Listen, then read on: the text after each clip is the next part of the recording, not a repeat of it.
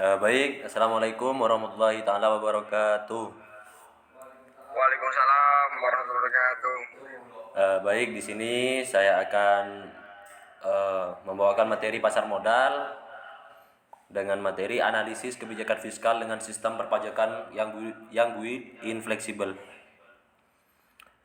Baik, sebelum membahas lebih jauh terkait materi ini, saya akan memberikan gambaran atau penjelasan terkait kebijakan fiskal. Kebijakan fiskal adalah kebijakan yang dirancang dan dilaksanakan pemerintah untuk mengelola serta mengarahkan kondisi perekonomian lewat pengendalian pengeluaran dan penerimaan negara.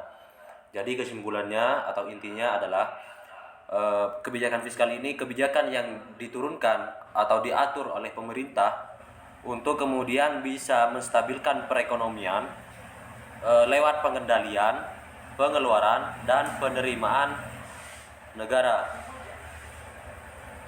Kemudian, kebijakan fiskal digunakan untuk memaksimalkan pendapatan negara untuk disalurkan ke program-program yang bertujuan mendongkrak perekonomian secara nasional serta digunakan juga sebagai perangkat untuk mencapai keseimbangan ekonomi.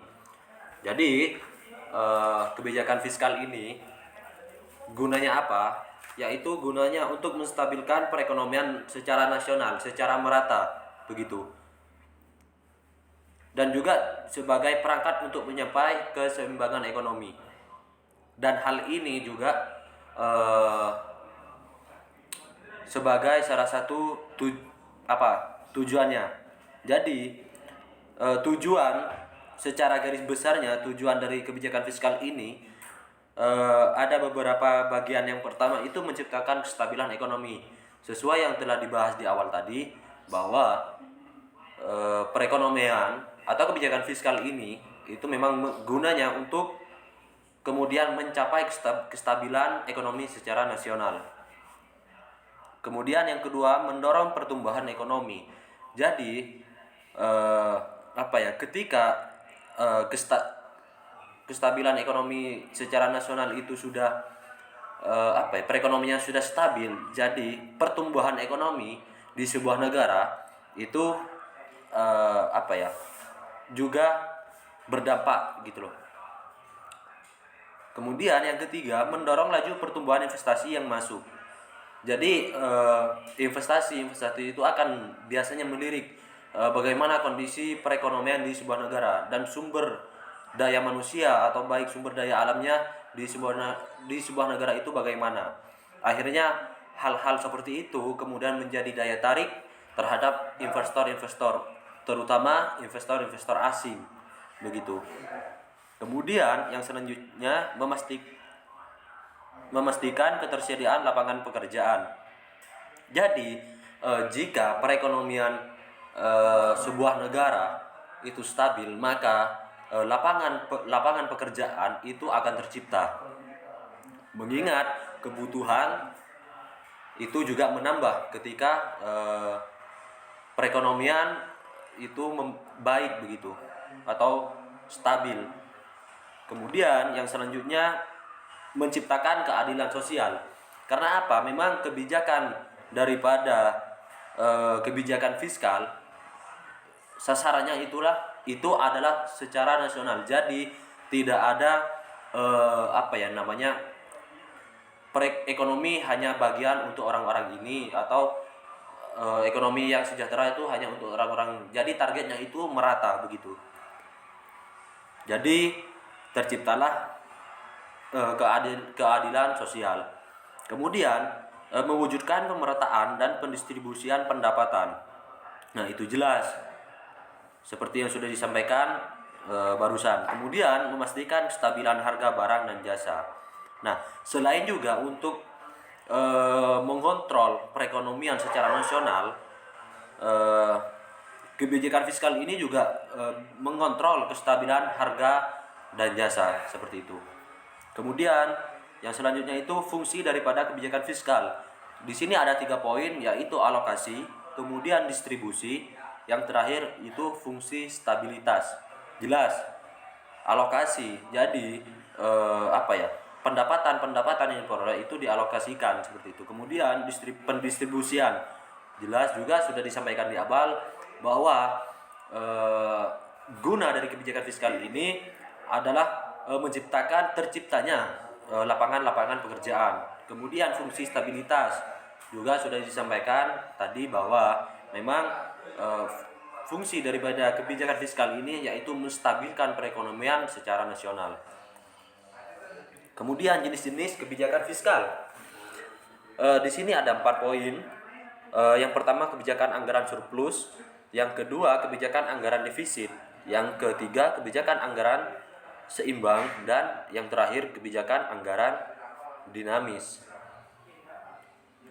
Terus dipandang dari sifatnya, kebijakan fiskal itu terdiri dari 2 macam. Yang pertama kebijakan fiskal diskresionari.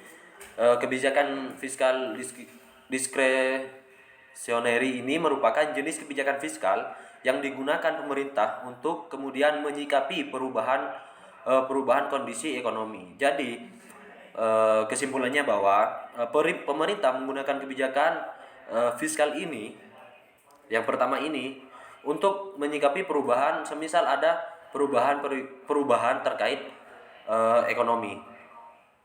Terus yang kedua kebijakan fiskal pasif, di mana kebijakan fiskal pasif ini bisa juga disebut kebijakan automatic stabilizer, merupakan jenis kebijakan fiskal yang menekankan terhadap aspek penyesuaian otomatis tanpa adanya campur tangan pemerintah.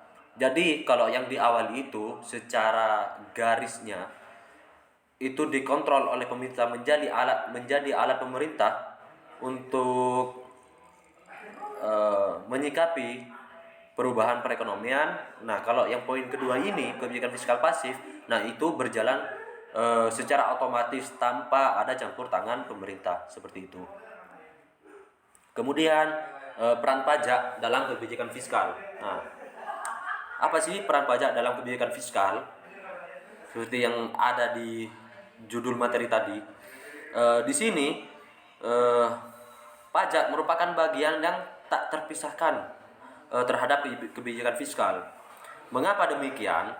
Pasalnya, pajak merupakan kontributor terbesar dalam anggaran pendapatan dan belanja negara atau APBN negara. Selain itu, pajak merupakan instrumen fiskal yang sangat efektif dalam pengarahan perekonomian. Jadi memang kalau berbicara pendapatan nasional, nah itu yang paling besar itu adalah pajak anggaran pendapatan dan belanja negara. Nah, jadi hal ini memang konkret dan tidak bisa dipisahkan. Seperti itu. Kemudian pengertian dan tujuan built-in fleksibel. Nah, pajak pendapatan merupakan pajak built-in fleksibel. Pajak built-in fleksibel merupakan pajak yang ditentukan oleh besar kecilnya pendapatan nasional yang bertujuan untuk yang pertama untuk lebih meratanya pendapatan nasional, kemudian untuk lebih stabilnya perekonomian. Jadi pajak built-in fleksibel ini pemungutannya itu bergantung terhadap besar kecilnya pendapatan yang diperoleh nasional, begitu.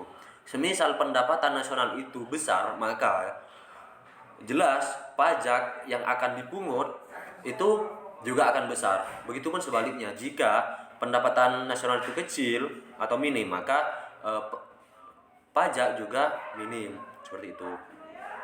Pajak, kemudian yang selanjutnya pajak fleksibel sebagai automatic stabilizer.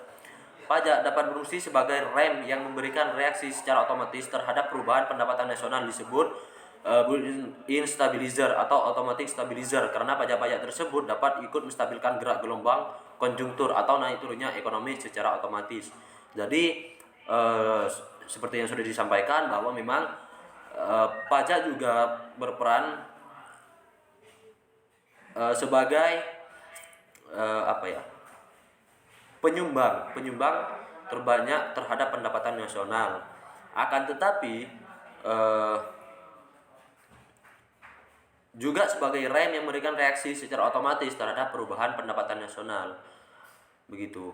Makanya ada yang istilah, kemudian hal itu dinamakan automatic stabilizer sebagai penstabilan begitu, secara otomatis tanpa ada campur tangan pemerintah. Mungkin hanya itu materi yang bisa saya sampaikan, kurang lebihnya mohon maaf. Wallahul muwaffiq ila aqwamit thoriq. Wassalamualaikum warahmatullahi taala wabarakatuh. Waalaikumsalam warahmatullahi wabarakatuh.